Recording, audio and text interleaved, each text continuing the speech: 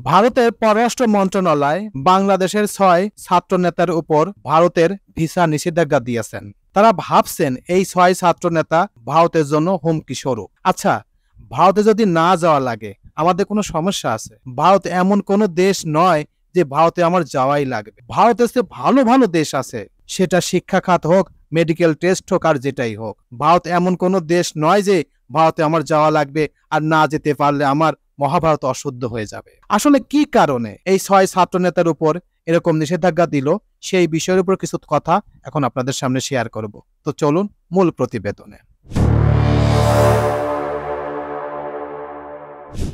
৬ ছাত্রনেতার উপর ভারতের ভিসা নিষেধাজ্ঞা।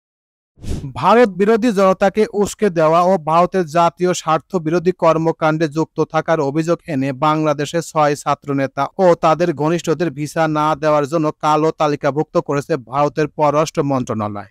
খবর দ্য মিরর এশিয়া। জানা গেছে ইতিমধ্যে এই সংক্রান্ত মৌখিক নির্দেশনা ঢাকাস্থ ইন্ডিয়ান হাই কমিশনে পাঠানো হয়েছে। দিল্লিতে কর্মরত কয়েকজন ভারতীয় গণমাধ্যমের সাংবাদিক বিষয়টি নিশ্চিত করেছেন। এই তালিকায় আছেন গণ অধিকার পরিষদের একাংশের সভাপতি নুরুল হক নূর, গণতান্ত্রিক ছাত্র শক্তির আহ্বায়ক আক্তার হোসেন, সদ্য নিয়োগপ্রাপ্ত প্রধানমন্ত্রীর বিশেষ সহকারী মাহফুজ আলম, বৈষম্য বিরোধী ছাত্র আন্দোলনের সমন্বয়ক হাসানাত আবদুল্লাহ, শারজিস আলম ও নুসরাত তাবাসসুম।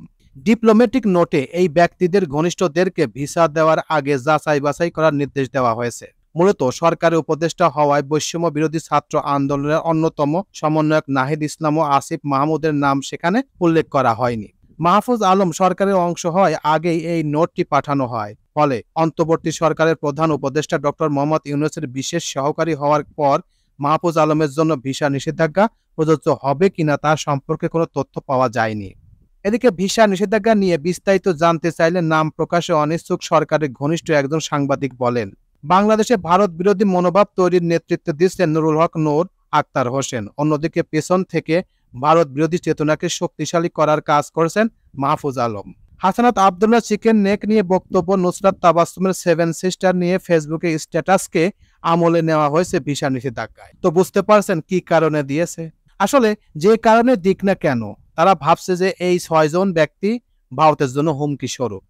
আসলে ভারত এমন কোনো দেশ নয় যে আমাকে ওখানে যেতেই হবে। ভারতে এমন কোনো ভালো কিছু নাই, আমাকে ভারত ছাড়া অন্য কোনো জায়গার সেক্টর নাই। তাই আমি মনে করি ভারত এরকম ভিসা নিষেধাজ্ঞা দিক আর যেটাই করুক না কেন, আমাদের কোনো সমস্যা নাই। ভারতে না গেলে আমাদের কোনো কিছুই হবে না।